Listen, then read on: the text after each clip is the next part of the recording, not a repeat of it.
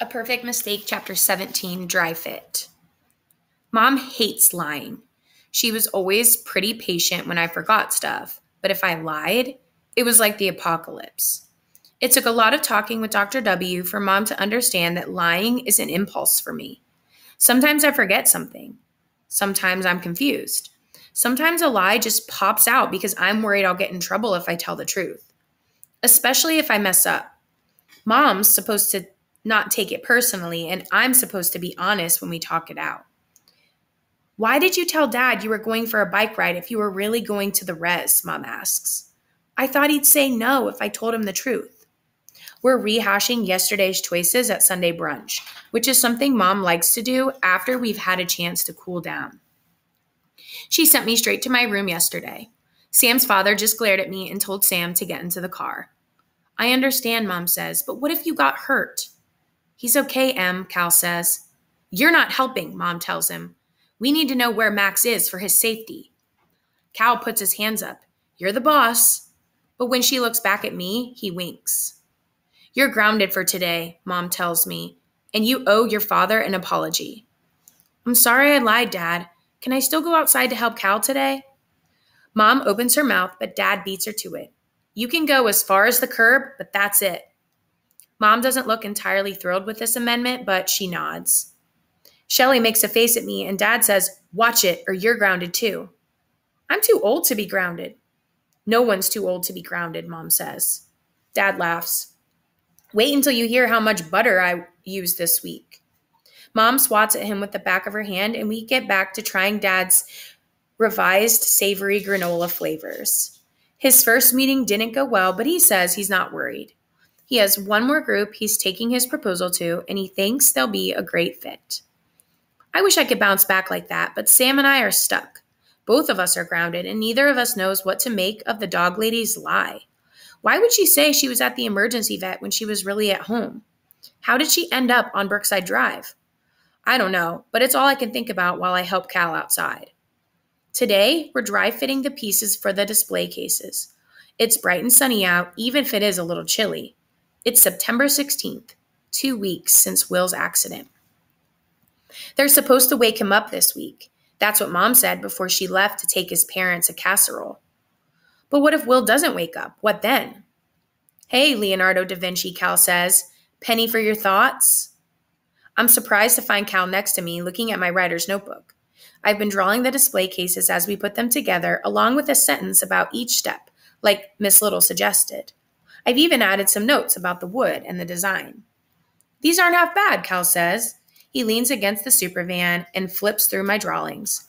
My heart skips when he gets to the drawing of the res, but either he doesn't know what he's looking at or he's playing it cool. They're okay, I guess. Okay? Dude, give yourself a little credit. He smacks the page with the back of his knuckles. You're putting something into the world here. That takes guts. I don't feel brave. I feel like it takes me way too long to write a few words. Are these part of a collection, he asks, studying the drawings of the roundhouse more closely. You're into creepy places or something. It's the roundhouse. He raises a brow. That's where you went the night your friend got hurt? Yeah. My throat feels tight saying this stuff out loud. Don't tell your mom about these. His hand goes over his heart. Dude, I would never. He shuts the notebook and passes it back to me before he turns back to the display cases. The parts are organized and labeled with all the joints rough cut into the wood. We're slotting the pieces together, but we aren't using any glue or nails, so it will come apart again. That way, Cal can make sure each piece fits perfectly before he applies the glue. A dry fit is like a rough draft for furniture, which makes sense when you think about it. Cal picks up 2 pieces from the pile and taps them together with a rubber mallet while I hold the end steady. Piece by piece, the first case comes together until we get to the very top piece, which is beautiful thick oak board that will double as a counter. It's supposed to slot into the side piece with these cool triangular teeth called dovetails that lock the wood into place. Only the dovetails don't fit. My stomach lurches in horror. Cal shrugs. Not the end of the world, but you'll have to make it again.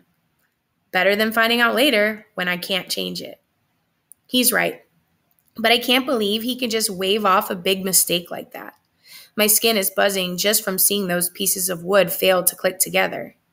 I look down the street toward the dog lady's house, and another wave of panic hits my stomach. Sam and I have to do something, but I'm not sure what. Either I go to police with this new memory, or we ask the dog lady ourselves. I don't like the idea of turning her in because what if I'm wrong? What if there's something else I'm not remembering? Mom would be mad at me for accusing a neighbor of something. And what am I even accusing her of in the first place? There's no easy solution here.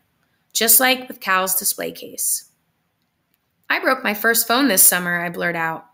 It was on my bed and I didn't see it and I just sat on it and my butt cracked the screen. I didn't know butts could do that. Tough luck, Cal says. He messes my hair. You're going to be okay, kid. You're only a beginner at messing up. Talk to me when you're in the major leagues. He's got the same goofy grin on his face as always, but I can't help wondering what he did that was so bad that Mom's mad at him all the time. What kept him from visiting? Why is Mom always on your case? Did you do something wrong? He blinks. I killed a guy. A beat passes. He laughs. Nah, I'm just kidding. I messed up a little, or maybe a lot. I overreacted to a situation and someone got hurt. By me. But the guy lived, I swear, and I made a promise to myself I would never use violence again. I say the words in my head. That sounds a lot like something I would say. Why'd you do it? Cal stares up at up at the sky for a moment, blows out a breath. He hurt someone I love. I remember the cut-up photo in the glove box and Cal calling out the name Jenny. Is that the girl in the picture? Cal flinches like he's been slapped. You been going through my stuff, kid? Not on purpose. I was just drawing things from my notebook. I flipped to the pages with the items from Cal's glove box. I saw a picture with a blonde lady in it. I'm sorry. He nods slowly. That's my girlfriend. Or was. He lifts the top off the display case a little too fast, and the side panel crashes down. Whoops! Grab that for me, will you, kid? Cal disappears inside the supervan. Within seconds, the buzz of the bandsaw fills the air, which means we're done talking. For now.